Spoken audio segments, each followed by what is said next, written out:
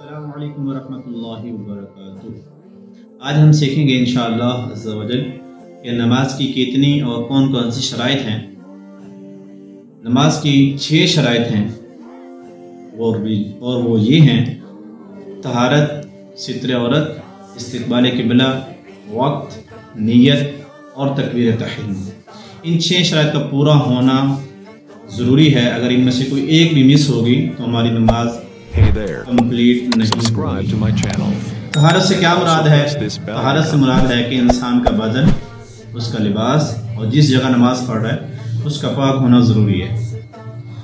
ستر عورت سے کیا مراد ہے؟ مرد کے لیے ناف سے لے کے گھٹنوں تک چھپانا ضروری ہے، اور عورت کے لیے منہ کی ٹکلی، ہاتھ اور پاؤں کے تلووں، ان کے علاوہ سارا جسم چھپانا فرض ہے۔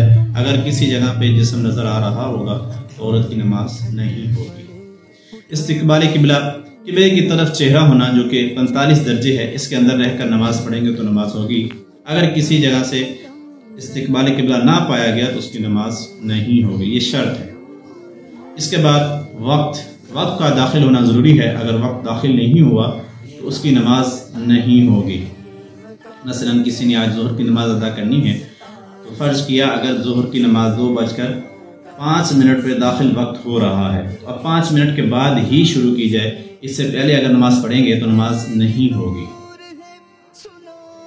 اس کے بعد 5ویں شرط ہے نیت۔ نیت دل کے پکے ارادے کا نام ہے۔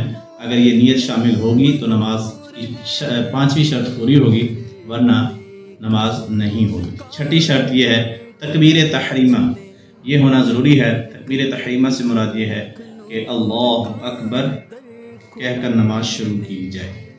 اس کے بعد انشاءاللہ عز و جل اگلی ویڈیو میں نماز کے فرائض کے بارے میں معلومات دی جائے گی۔